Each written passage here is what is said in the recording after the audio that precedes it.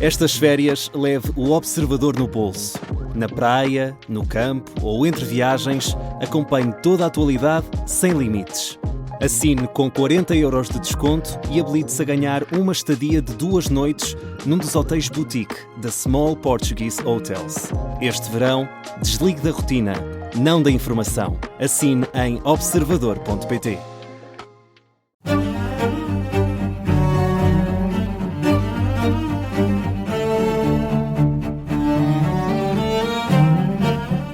Pessoas que me conhecem dizem, pá, Miguel, tu és muito resiliente. Eu digo, eu sou muito chato. As pessoas chateiam, que é muito parecido, mas na realidade as pessoas já me diziam isto na escola. Miguel, tu és muito chato.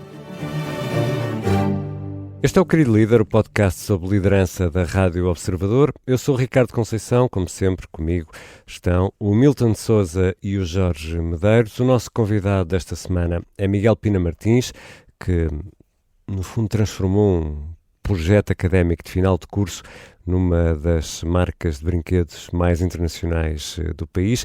É fundador e chairman da Science for You, cofundador dos Chief Portugal Officers, Game Changers, Growth Ignition e ainda da Associação de Marcas de Retalho e Restauração.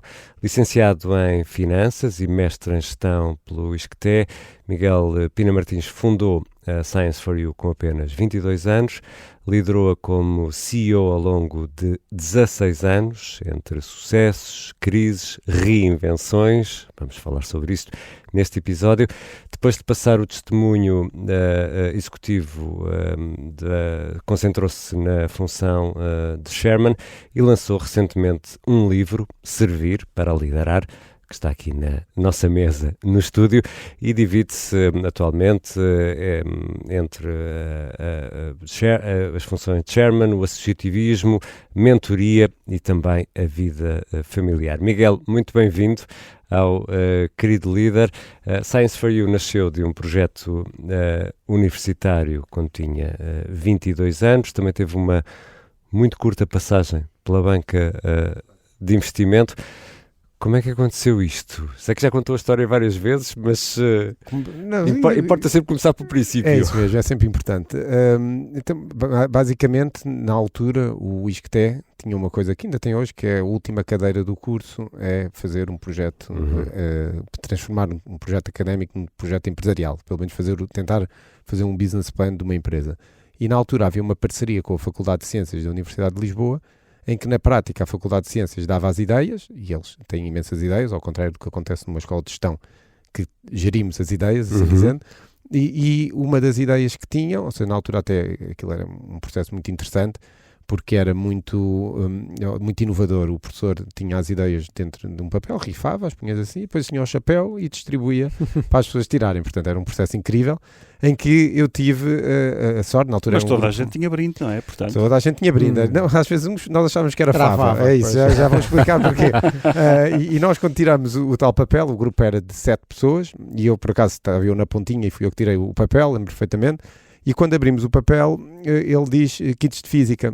E nós olhamos para aquilo, nós não vimos nenhum brinde lá, parecendo uma ótima fava. Porque kits de física, não é? Nós não éramos de gestão, nós já não percebemos nada de química, quanto mais física, não é? Portanto, e olhámos, e à nossa frente, o grupo que tinha tirado a sua rifa, parecia-nos um brinde incrível, que eram uns tipos que tinham uns caminhões do lixo com umas bactérias que consumiam o lixo e que permitiam que o caminhão pudesse fazer menos viagens de volta aos aterros ou ao sítio de reciclagem, porque era ia decompondo, era uma coisa incrível. E depois os tipos atrás de nós tinham também uma espécie, também era uma bactéria que punha-se nos campos de golfe e que permitia poupanças de água de 30%, porque aquilo retinha a água em vez dela ir para baixo. Tudo incrível. E nós... Kits de física, é isso. Isto era uma autêntica fava. Então fomos falar com o professor e disse, professor, nós não queremos fazer isto, kits de física, isto não há outra coisa. E o professor, não, isto é uma parceria nova, nós não conseguimos estar a trocar com a faculdade, isto cai é o que cai. E nós insistíamos, o professor dizia, não, nós insistíamos outra vez, é que o professor disse assim, amigos, isto temos duas hipóteses. Ou vocês fazem os kits de física e está tudo bem, não sei, ou não terminam o curso, não conseguem ter a última cadeira. E nós ficámos muito convencidos que íamos fazer os kits de física naquele momento. Sim, pronto. Então, lá fomos fazer os kits de física E depois fomos à Faculdade de Ciências, ou seja, que é de uma ponta da cidade universitária, a Faculdade de Ciências é na outra. Basicamente fomos lá e vimos então os tais kits de física e nós já estávamos com o sentimento de fava, não é? Então quando olhámos para os kits, aquilo ainda reforçou imenso. Estávamos a falar de material de laboratório muito grande, ou seja, coisas com 1,5 metro, em que tínhamos, por exemplo, a calha de ar que permitia ver como é que era um choque que sem inércia, e coisas que nós não percebemos absolutamente nada, ainda hoje não percebemos, ou tipo o teste do som. Imaginem uma mangueira gigantesca em que uma pessoa faz um som de um lado e vê quanto tempo é que leva a chegar ao outro. Parecia tudo muito, pronto, não tínhamos assim um interesse espetacular no tema. Até que vimos uma coisa, no meio daquele turbilhão todo e daquela fava, assim dizendo toda, foi realmente o símbolo da Faculdade de Ciências que dizia certificado por Faculdade de Ciências da Universidade de Lisboa, os tais kits. E nós íamos ter que fazer, então pensámos, isto é uma coisa gira, porque a Faculdade de Ciências... Este selo é bom, o que é que nós podemos fazer com este selo? E então foi aí que surgiu. Tínhamos que fazer os kits de física, mas tentámos juntar no tal plano de negócios os brinquedos científicos certificados pela Faculdade de Ciências e festas de aniversário e campos de férias também certificados pela Faculdade de Ciências. E é aí que nasce então a ideia. Depois eu acabo o curso, e aí com 21 anos, fui trabalhar 4 meses para a banca de investimento, o que foi muito bom, porque na altura, na realidade, eu não sabia o que é que queria fazer. Não sei se muita gente sabe com 21 anos, mas consegui descobrir uma coisa que não queria fazer. Portanto, que era estar na banca de investimento, é que eu basicamente estava ali na sala de mercados e podíamos fazer 3 coisas. Afinal, os kits começaram a aparecer melhor. A favazinha começou a aparecer mais interessante. A germinar.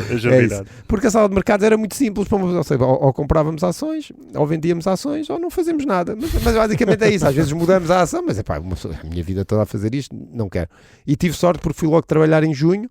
Portanto, consegui fazer ali o verão e perceber que não era aquilo que eu queria e permitiu-me fazer uma coisa que é muito importante no tema do empreendedorismo, que era mitigar o risco.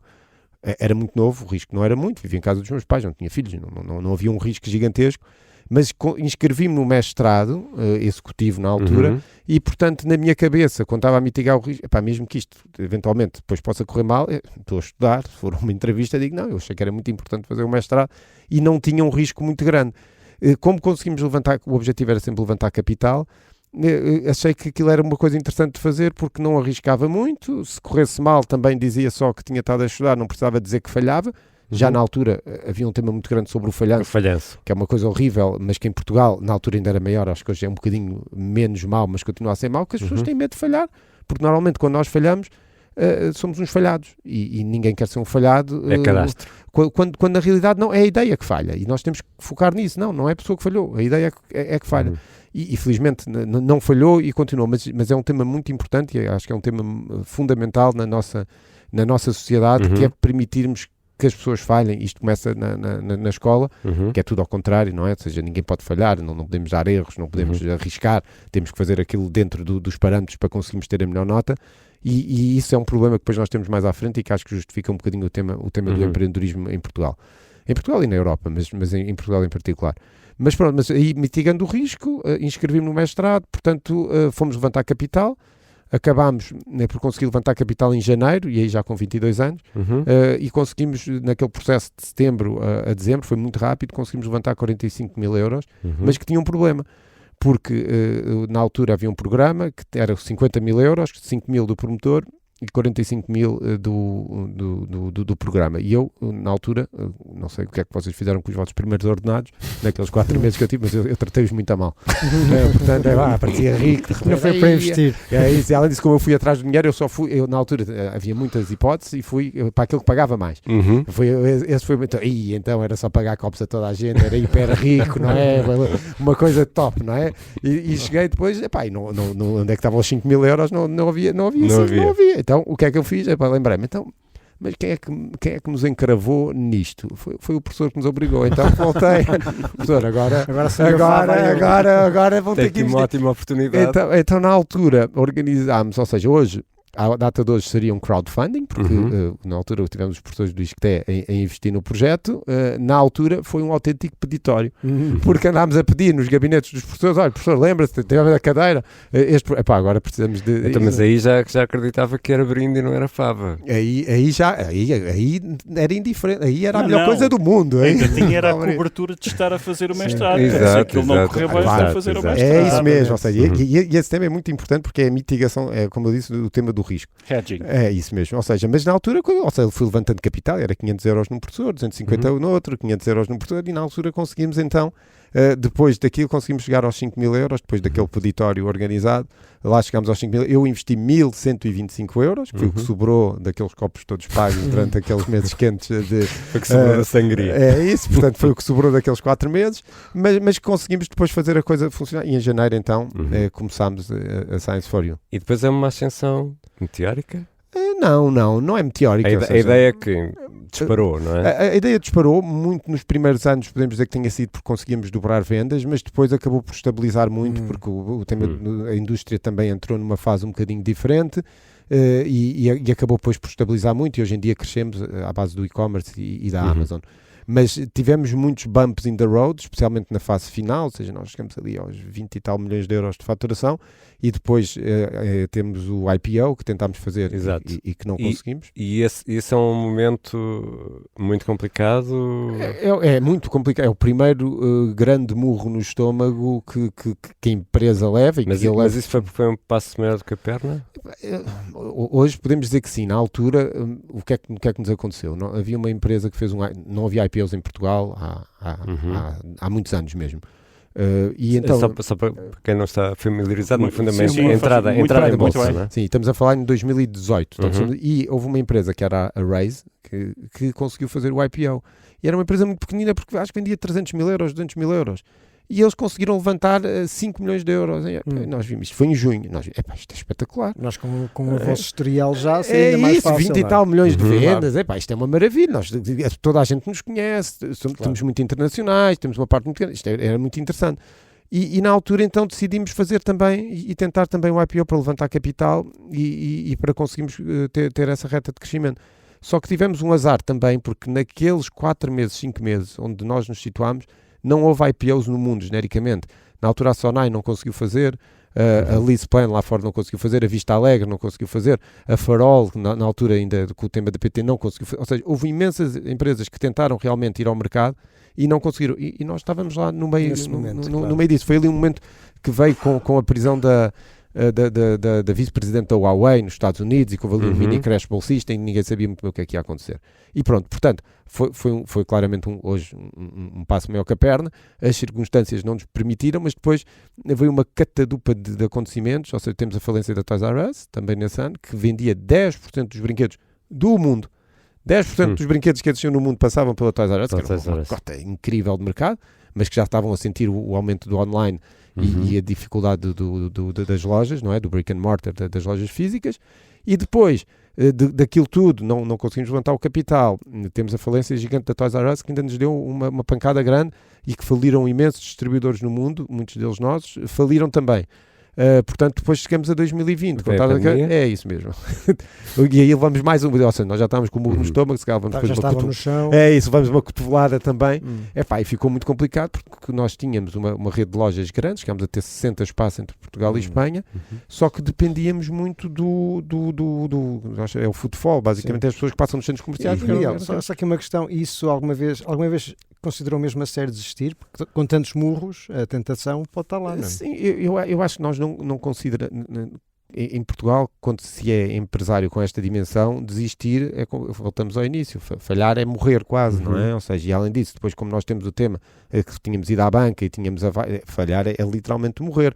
E portanto, se fosse para morrer, ia morrer de pé, salvo seja, mas não ia desistir, não ia, se fosse para ir, ia mesmo, não é? Não havia hipótese nenhuma. Era até ao limite. Até ao limite, portanto, não consigo, até ao dia em que fosse, eu ia estar a dar tudo o que tinha, a batalhar até onde não dava. Portanto, não considerei desistir, porque não dava para desistir e não dava para sair.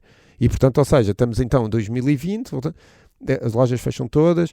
quando reabrem, não reabrem para nós, não reabrem porque ninguém leva miúdos para os centros comerciais de máscara, portanto não tínhamos vendas nenhumas, não havia festas de aniversário porque ninguém organizava festas de aniversário, porque ninguém juntava miúdos e muito menos miúdos de máscara, portanto, ou seja, entrámos, na altura começámos a vender álcool gel, a produzir álcool gel porque tínhamos na fábrica uma sala que produzia os nossos brinquedos de sabonetes e de perfumes e portanto a sala estava preparada para isso e não havia praticamente salas em Portugal preparadas para fazer essa produção, então começámos a fazer álcool gel, recebemos uma chamada de um médico que trabalhava no hospital e que disse, mesmo no meio da pandemia, estamos para aí em março, isto é espetacular porque eu abri um brinquedo vosso e tinha aqui uns óculos de proteção que aqueles são também certificados porque é por causa dos químicos e tudo mais. Vocês por acaso não têm aí alguns para levar para o hospital? É que no hospital nós estamos a usar óculos de mergulho e portanto precisávamos imenso destes óculos a sério. E ele disse, então mas quantos é que precisam? E ele disse, deixa ver que eu vou ver internamente. E falar, precisamos de 20 mil.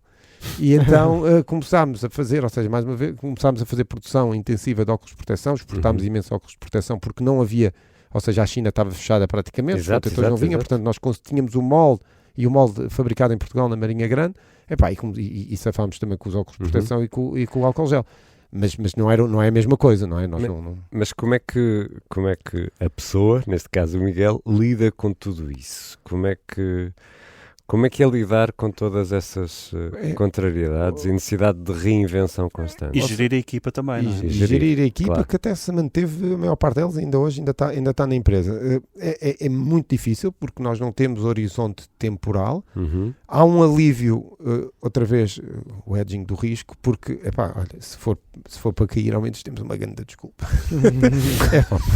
Foi a pandemia. Foi a pandemia, o IPO foi a pandemia, foi tudo, ao menos isso. E havia sempre esse tema, olha, nós vamos, obviamente lá tudo, não queremos, e nisso com avais, com tudo, ninguém vai perdoar os avais, não é? Não vale a pena ir lá, mas pelo menos publicamente, dizendo, não aguentámos, como não aguentaram muitas empresas, não claro. Fomos só nós, mas outra vez o edging do risco, outra vez aí a surgir 12 ou 14 anos depois.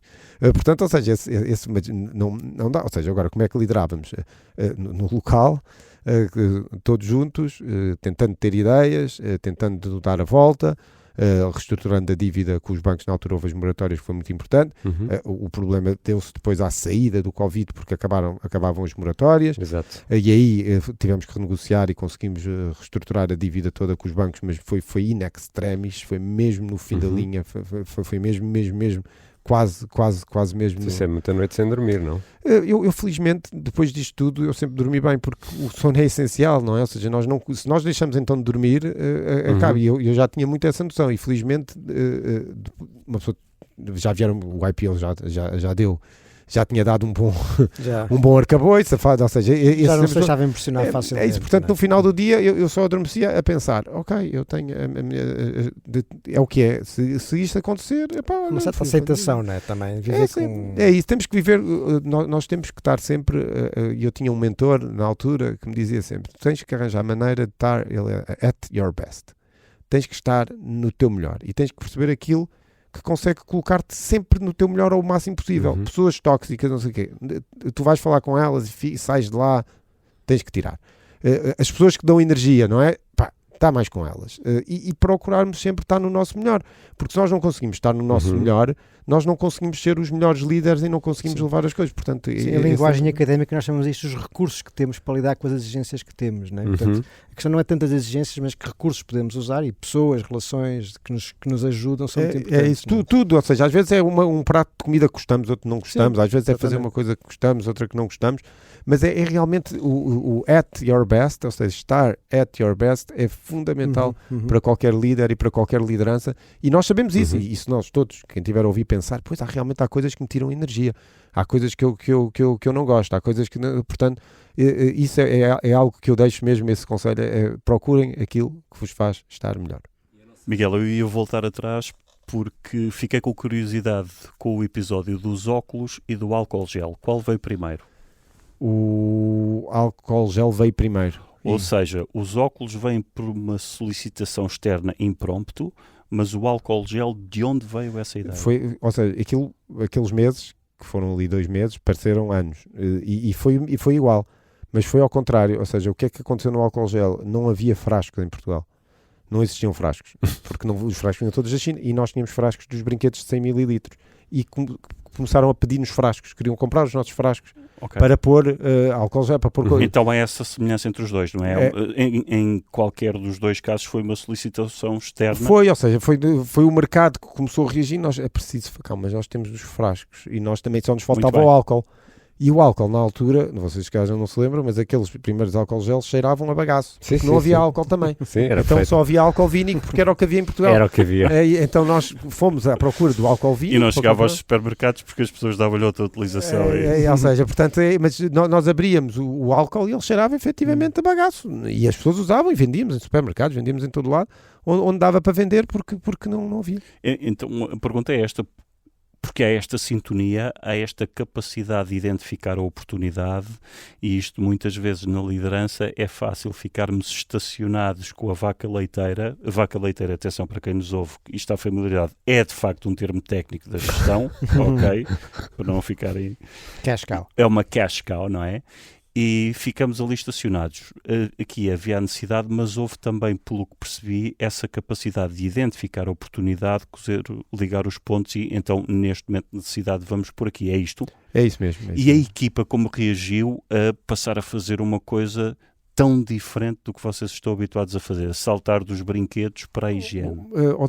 Aí foi extremamente motivante para toda a gente. Eu lembro perfeitamente... Um balão de oxigênio foi? E a fábrica, eu lembro que houve uma altura que nós tivemos que decidir fazer layoff, como todas as empresas tinham fábrica de brinquedos e tudo mais, e nós queríamos manter uma equipa que ia começar a fazer isto em vez de estar a fazer brinquedos. E isso foi muito interessante, porque normalmente layoff, ganhavam um mês, iam para casa, uma maravilha, podiam estar com a família e tudo mais. E as pessoas queriam ir trabalhar, queriam participar naquele processo, porque realmente viam que podia ser, podia ficar tudo sem empregos. E um espírito de missão também, se calhar, de contribuir, ajudar. Acho que nasceu muito, ou seja, poder estar aqui, ajudar o país a produzir coisas que não existem, que podem salvar vidas, nomeadamente os óculos, o álcool gel. Acho que foi um momento em que foi fácil, salvo seja, encontrar propósito. As pessoas estavam em survival mode, ninguém ia mudar de emprego naquela altura, a sobrevivência da empresa era ninguém sabia o que é que vinha. Exato. E portanto as pessoas, apesar de poderem correr alguns riscos porque iam trabalhar, e na altura dizia-se, não se podia ir, que era uma desgraça, as pessoas não podiam trabalhar, tudo de máscaras e com as distâncias de segurança, havia muita incógnita. Mas as pessoas realmente fizeram questão. Nós começávamos, lembro que juntámos as pessoas todas, olha, vamos ter que ir para layoff, e as pessoas, mas vamos escolher aqui alguém que sofre, e nós achávamos que as pessoas não se iam oferecer, porque as pessoas ofereciam-se, e foi mais ao contrário, foi ok, que vamos ter que arranjar aqui então uma regra para ver ver quem fica e quem é que não fica, e quem é que vai para layoff e quem é que pode cá ficar na fábrica. Depois até fomos chamando. E depois, como isso até correu bem nesse sentido, até conseguimos chamar uma parte muito significativa das pessoas que estavam na fábrica, e foi evoluindo, o layoff foi evoluindo. Miguel, e tinha aqui outra pergunta, porque entretanto já retransitaram, obviamente, não é, para os brinquedos, e a pergunta é se sente diferença, porque disse-me que grande parte das pessoas ainda estão desde a fundação, mas algumas não. A minha pergunta é, se tem uma mistura de pessoas que viveram tudo isto e pessoas que entraram depois disto, nota alguma diferença do ponto de vista de resiliência, de capacidade de lidar com a adversidade, de foco na solução? Eu sei que é uma pergunta politicamente desconfortável, não sei se pode responder. Não, posso, ou seja, é realmente, e hoje em dia até se olha para a Comissão Executiva e são tudo pessoas que passaram pelo menos o Covid. Okay. Duas delas quase da fundação, incluindo eu, não é? Mas tirando o CEO que entrou logo a seguir, que fez lá 2 anos sem ser CEO, todos os outros passaram pelo Covid pelo menos. E já foram passando outras pessoas entretanto e que realmente não conseguiram entrar e que não conseguiram, seja por uma razão ou por outra, mas não conseguiram realmente adaptar-se. Mas estas pessoas obviamente são extremamente resilientes e já passaram por muito. Esse pivot que fizeram na altura, mais oportunista, não vos levou a reconsiderar o vosso negócio como um todo, ou sim? Levou inicialmente sim, porque realmente as margens até eram interessantes na altura, porque não havia, não é? Sabemos que isto é a curva da oferta e da procura, mas depois quando as coisas estabilizam nós percebemos que não era aquilo não sabíamos sabíamos fazer aquilo, mas não era aquilo que nós estávamos vocacionados e não era aí que nós conseguimos colocar a maior parte do valor acrescentado, porque depois álcool gel, depois são margens, não é? Na altura fazia-se margens boas, mas depois passou a ser um commodity. Não é? Passou a ser um commodity ao tempo, pelo contrário, depois entrou muita gente no mercado e de repente já havia álcool gel como se não existisse amanhã e portanto deixou de fazer sequer sentido estar a continuar a vender aquilo, porque depois nós temos uma empresa que tem muita inovação, portanto tem um departamento de inovação grande e portanto nós precisamos ter margens boas para conseguir ter as coisas. Nós estamos aí a falar em empresas que já tinham 5 ou 6 colaboradores e produziam 3 vezes mais álcool gel do que nós e portanto não, a conta não faz sentido. E agora, do ponto de vista de liderança, casando aqui a liderança com a inovação, vocês têm um portfólio muito grande de produtos. Sim, ou seja, e isso tem a ver com o mercado como ele é. Ou seja, isto é fashion industry. Tem que estar sempre a gerar novidade, não é? Tem que estar sempre a gerar novidade e nós nunca sabemos. É um bocadinho como os livros, não é? As empresas que vendem livros têm que ter muitos livros que é para conseguirem ter um best-seller. Ou a moda tem que ter muita coisa, sempre a mudar, não é? Fast fashion pergunta. E tem que estar sempre. Ou seja, nós lançamos produtos, não sabemos se vão ser bons ou não. Hoje em dia temos muito mais dados do que tínhamos há 10 anos atrás, por causa da Amazon, que partilha muito dado do que é que está a vender mais, das tendências. E hoje em dia consegue-se... Isso informa também a vossa inovação, não é? Fazer ali o feedback. E não é só o tema dos... Ou seja, porque temos muitos dados, mas acima de tudo, e isso é que é uma grande diferença, conseguimos analisá-los. Porque o AI hoje em dia permite analisar muitos dados, não é? Ou seja, eu gosto de dar este exemplo sobre o AI. Nós havia uma altura que tínhamos muitos carros e tínhamos os localizadores dos carros para saber onde é que as pessoas andavam e se estavam a ir para fora ou se os vendedores estavam mesmo a vender. E o tema era... aquilo era muito duro de analisar, não é? Para uma pessoa, a ver, então deixa lá ver se tipo...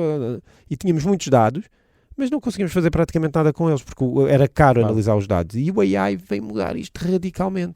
Porque realmente, hoje em dia, nós carregamos no botão e ele diz, não, olha, este senhor foi a Madrid. E não faz sentido. E isso, obviamente, os dados é muito interessante, porque realmente o AI é um dos pontos onde realmente faz mais diferença. Hoje em dia, muitos dados pode ser muito bom. E de antes nós não preferimos dizer, eu quero uma coisa... Mas já faziam aquilo que é essencial, que é recolher os dados, não é? Já recolhemos, só que hoje em dia conseguimos realmente, muito mais rapidamente, analisar as tendências, o que é que está a vender mais, o que é que está a vender menos, carregando quase num botão, e não é preciso ter 4 ou 5 pessoas a olhar, a ver tudo. Aqui, nisto tudo, houve aqui uma necessidade de entrar em outras áreas, não é? De sair da parte executiva, passar a chairman, entrar em novos projetos, o que é que isso... Sim, ou seja, eu não diria que era uma necessidade, ou seja, foram muitos anos de CEO, não é? Ou seja, são muitos, porque eu comecei muito cedo e muitos anos em que a rotina, tirando ali os temas dos IPOs e tudo, mas que a rotina é a mesma, fazemos as feiras, vamos ali, acaba por ser a mesma. E eu sempre gostei de criar coisas, não é? Olhando e agora vendo, até às vezes o Ricardo estava a dizer o que é que eu faço. Porra, faço muita coisa. Faz sentido. Vou ter que repensar esta lista. Isto é contra os livros todos que diz foco e não sei o quê. Como é que há tempo para isso tudo? É isso mesmo. Ou seja, mas tens de escrever um livro de desfoque. É isso, desfoco. É ao contrário. Miguel, isto na gestão é uma maravilha, porque é como os ditados populares. Há tudo e do seu contrário. É isso mesmo. Mas eu percebo o valor do foco é realmente alto. Mas eu gosto de criar coisas e acho que sou forte. Acho que pelo menos consigo fazer algumas coisas, que consigo ter ideias novas e fazer coisas novas, e isso tem sido muito estimulante, especialmente desde, vai fazer agora 2 anos, que passei uma função menos executiva e que me permite realmente, não só também na própria Science for You, ter uma intervenção um bocadinho diferente, mais focada nas coisas mais importantes, e conseguir fazer empresas novas, conseguir realmente, até escrever livros já tinha escrito, mas este livro consigo dar mais atenção à associação, consigo dar mais atenção à Isso foi tudo pacífico. Foi tudo pacífico. Foi aqui uma decisão que foi acabada por ser tomada. Não foi acordar no dia seguinte e dizer, Miguel, o que é que foste fazer? Não, mas uma pessoa, quando sai da zona de conforto, entra sempre um bocadinho no tal survival mode e que começa a fica mais atenta e fica mais focada. E portanto temos que realmente fazer coisas e temos que pensar, eu agora estava ali, fazia isto, isto não reinventar-se, a família é grande, é caro ter muitos filhos, portanto, ou seja, é uma coisa é complicado, portanto nós temos que pensar e o reinventar, o sair da zona de conforto, obviamente ninguém quer, mas é espetacular. Para uma pessoa ter um estímulo para criar coisas e para fazer coisas diferentes. E como é que se continua a produzir brinquedos num tempo dominado por ecrãs, inteligência artificial. A Lego nunca esteve tão bem. Porquê? Mas porque a Lego deixou de produzir brinquedos e passou a produzir coisas para adultos. Foi precisamente isso. Ou seja, hoje em dia, se entrar numa loja da Lego, percebem perfeitamente que o mix já não é brinquedos, mas é coisas de Star Wars, coisas para brinquedos para adultos, arquitetura, flores. Portanto, ou seja, esse mix mudou. E efetivamente, hoje em dia, nós estamos num mercado que até cresce, que é o educativo, mas dentro depois de um mercado maior que decresce, que é o brinquedos para crianças. O que nós fazemos, acima de tudo, é estar no canal que cresce, que é a Amazon, que é o online, e aí felizmente as coisas correm bastante bem, e felizmente agora estes anos têm corrido muito bem de crescimento para os Estados Unidos, para outros mercados e tudo mais. Miguel, eu ia voltar aqui atrás ao caminhão das bactérias e às bactérias do Golfo. O que é que aconteceu a esses projetos? Nunca passaram do papel. Ok. Aquilo não era assim tão bom no final do dia. Não, eu estou aqui a falar disto para quem nos ouve porque há um problema perene na liderança, que é qual é a janela temporal que utilizamos para avaliar a liderança. Este é um de infinitos problemas de avaliação da liderança. A segunda relacionada, vou cozer os dois. Esta era a primeira pergunta, portanto, há males que vêm por bem, a propósito dos ditados populares. E a outra era o professor que se calhar parecia o diabo em pessoa na altura, quanto tempo demorou a perceber que afinal foi uma bênção disfarçada? E vou parar com os elogios aos professores do ISCTE. É isso? Não, ainda bem para não ser mal interpretado de todo, com os ditadinhos populares. Ou seja, o professor também estava a fazer o papel dele, não é? Tinha os trabalhos, tinhas que o distribuir e aquilo tinha que passar no final do dia. E nem havia maneira de sair mesmo, não é? Ou seja, era um processo e o processo era assim. Mas, acima de tudo, eu acho que depois acabou por ser um bocadinho para todas as pessoas que faziam o projeto final de curso de empresas que realmente conseguiam ganhar vida. E acho que isso ficou, e acho que ainda hoje no ISCTE se fala do tema, de realmente que é possível criar. E isso é o mais bonito na liderança, não é? Conseguir haver um exemplo de uma coisa que vem do zero e que chega lá. E nós precisamos desses exemplos. E, portanto, acho que hoje em dia a Science4You, pelo menos, é um exemplo de uma empresa que saiu do papel e que passou para a prática e já vai quase com 20 anos. Já agora tenho aqui uma questão. Daquelas ideias todas espetaculares, alguma também teve tanto sucesso ou algum sucesso? Não, das bactérias? Não, pois a nossa foi a única daquele grupo, pelo menos, que saiu para o papel. Okay. E às vezes é o tema, porque às vezes chega a arriscar, se calhar podemos ter ali algumas que se calhar eram melhores, mas é como eu digo, felizmente aquilo avançou porque eu consegui medir o risco, porque me inscrevi no mestrado, porque felizmente vivia em casa dos meus pais, não tinha um risco muito grande pessoal, era muito novo, fiz sempre o curso todo direitinho, tinha 21 anos, se começasse aos 22 também ninguém ia morrer, portanto, ou seja, realmente o risco era muito curto e esse é o problema, é que nós arriscamos, infelizmente, quando o risco é relativamente curto.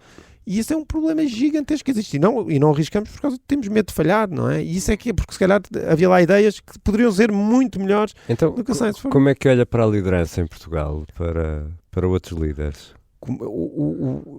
Eu acho que nós temos líderes espetaculares, temos matéria-prima espetacular em todas as áreas, temos líderes portugueses na banca internacional, no futebol, em todo lado, e temos.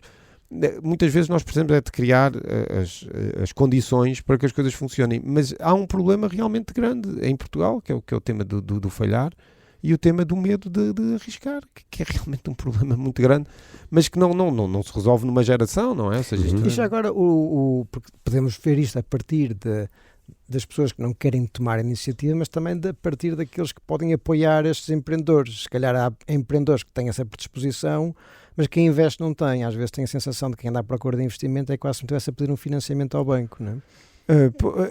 É tudo, não é? Ou seja, acho que no final do dia eu acho que já houve muito mais dificuldades de financiamento do que há hoje, especialmente com pessoas que têm interesse em fazer o chamado seed capital, não é? Aquele capital inicial. Acho que hoje em dia há uma predisposição maior para apoiar empreendedores que não existia há 18 anos atrás, não tenho dúvidas sobre isso, e há muitos casos de sucesso, seja internacionais, seja nacionais, que ajudam a ter esse incentivo, mas efetivamente não é um processo fácil, mas a grande dificuldade não acho que esteja no financiamento, esteja a encontrar empreendedores disponíveis para empreender e ideias que depois casem e que as pessoas digam, ok, eu vou investir nesta pessoa e na ideia. Havia uns tempos que muitas pessoas dizem, isto é 90% o empreendedor e 10% a ideia. E eu já achei que era mais assim. Hoje em dia já não ponho tanto o tema, porque realmente às vezes estar em mercados difíceis é muito custoso, mesmo que seja o melhor tipo do mundo, aquilo vai com o vento na cara e a maré a puxar, nós remamos bem e damos-lhe bem, mas é muito difícil. E às vezes nós vemos mercados e pessoas que uma pessoa pensa, como é que este tipo construiu isto tudo, e ele às vezes tu falas com ele e ele não sabe dizer batatas 2 vezes. E é verdade, nós vemos isto, de certeza que às vezes nós pensamos, este tipo, como é que é possível? E construir... Mas algum preconceito do nosso lado também, não é? Quando fazemos esse tipo de julgamento carregamos aqui uma série de estereótipos e de preconceitos e não casamos esta ideia de sucesso com uma pessoa que não teve a mesma educação do que o B ou do que o A. Eu não digo que não, só que nós, ou seja, nós para nadar temos que saber algumas coisas, não é? Não vale a pena, por muito não consigo pôr um tipo dentro de água, ele não sabe nadar, não sabe nadar, afoga-se, ponto, não é? E há coisas que nós temos que saber quando entramos no mundo das empresas e tudo mais, e temos que saber fazer, temos que perceber o que é uma demonstração de resultados, temos que perceber minimamente o tema da caixa. Há aqui mínimos quase olímpicos, não sei, arranjamos alguém muito bom para o fazer, se conseguimos ter uma equipa, mas nós temos que saber dar umas braçadas, não é? Há coisas que se não souberes, vais afundar. E tu hoje em dia vês tipos que, vão a boiar e o tipo vai muito mais. O tipo põe-se assim, não sabe dar, não percebe nada de caixa, não percebe nada mesmo de vender, é um tipo arrogante e tudo. Mas o tipo, o que é certo é que lá arranjou uma posição a boiar e vai safou-se, e às vezes safa-se muito melhor, já vai em alto mar e nós ainda não conseguimos sair da praia. Miguel, temos que ir às nossas perguntas fixas que fazemos a todos os convidados do querido líder. São 5 e começo por lhe perguntar qual foi o pior momento da carreira.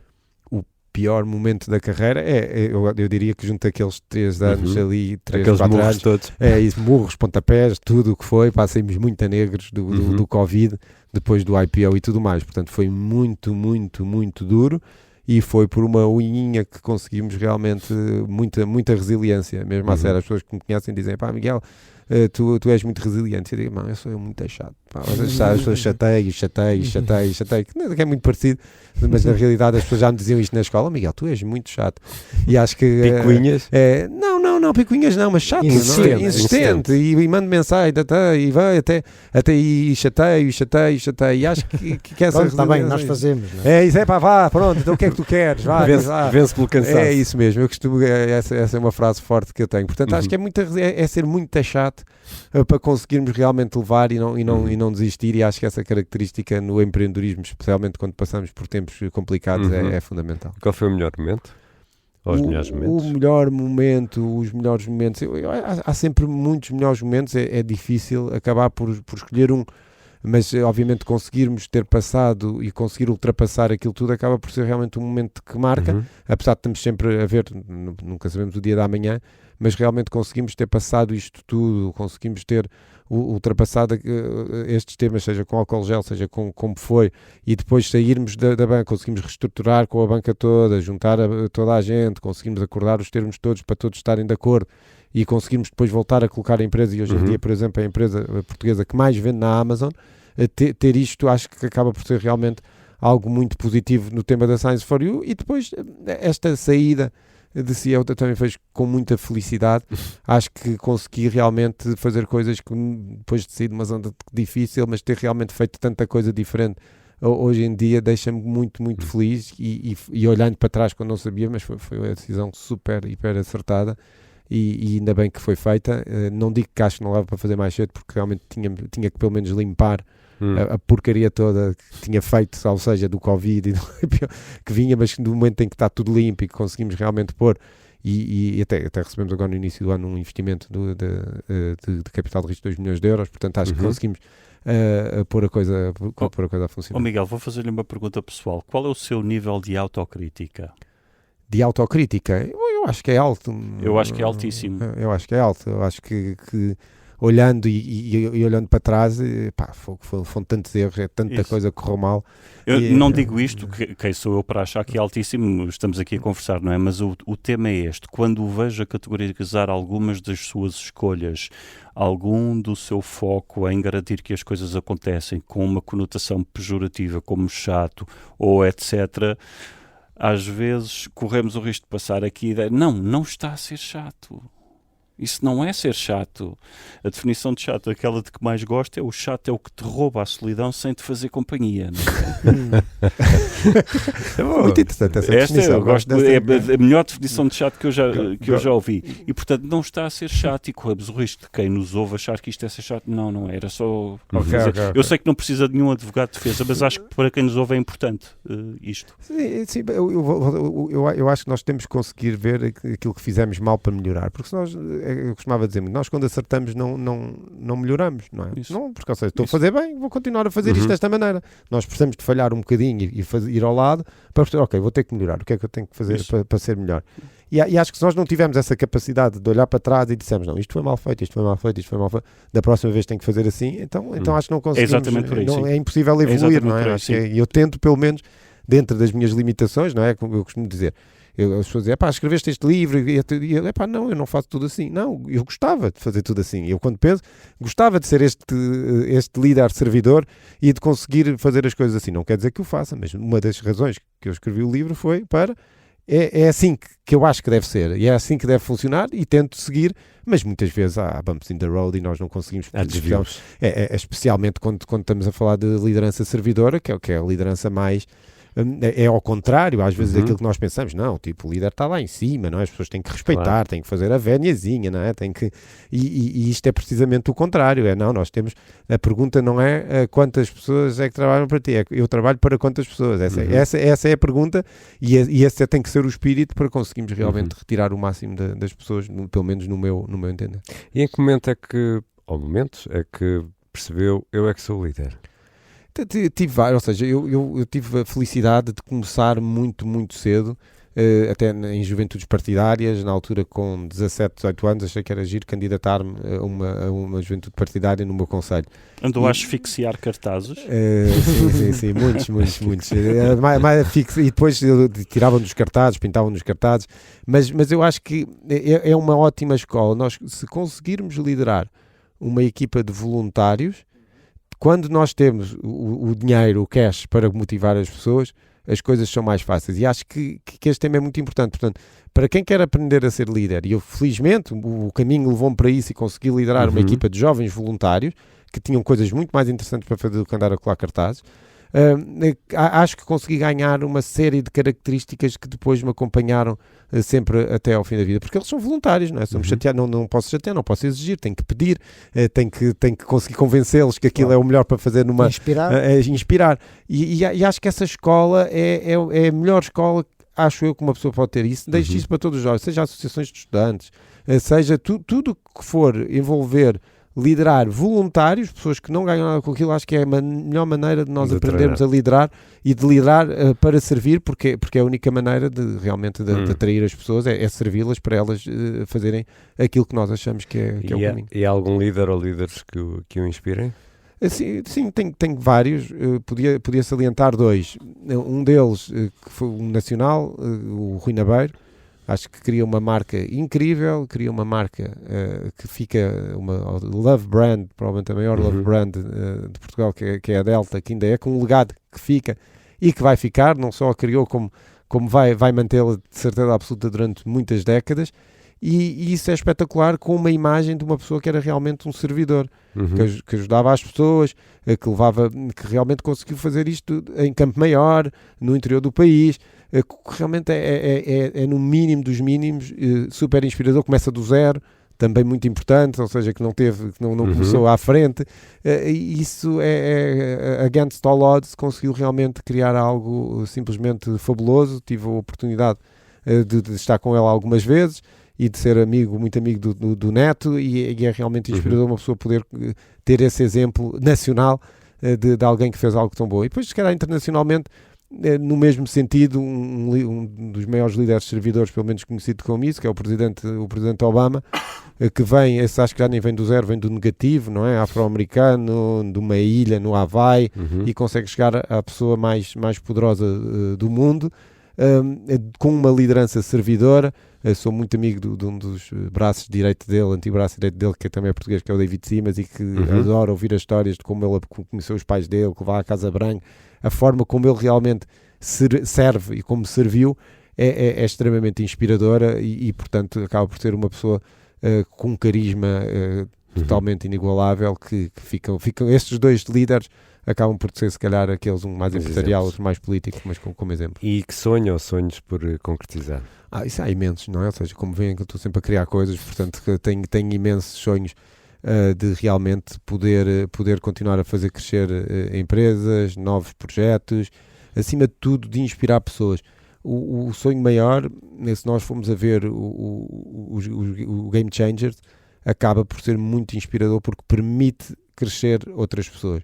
Nós começámos com os CPOs, que era um grupo relativamente fechado, e que nós saímos de lá inspirados, saímos de lá melhores, não só porque falávamos com pessoas extremamente inspiradoras, mas porque também nós nos inspirávamos uns aos outros. Era aquele tema que eu falava inicialmente. Nós temos que nos ligar a pessoas que nos dão energia. Nós, quando falamos com elas, fazem crescer. Ou seja, nós temos que... Isso é muito importante. E o Game Changers é isso que queremos passar, ou seja, que seja inspirador para as pessoas, que as pessoas saiam dos sítios com mais energia que entraram, que conheçam pessoas que realmente possam ajudar noutras coisas e que se crie valor, porque o valor de networking é sempre uma soma que é sempre superior aos dois juntos, porque consegue-se fazer mais negócios, consegue-se fazer crescer, consegue-se fazer algo que realmente é desmultiplicador daquilo que nós achamos que podemos fazer pelo país, para o país crescer mais. E isso, continuar a trazer pessoas, continuar a inspirar pessoas, continuar a permitir que as pessoas cresçam e que realmente tenham também influência, é muito, muito inspirador para mim e muito motivador para acordar todos os dias a pensar o que é que vamos fazer. Miguel Viana Martins, muito obrigado por ter vindo ao querido líder. Obrigado. Agradeço muito, um gosto muito grande. Jorge, Milton, até para a semana. Ricardo, abraço.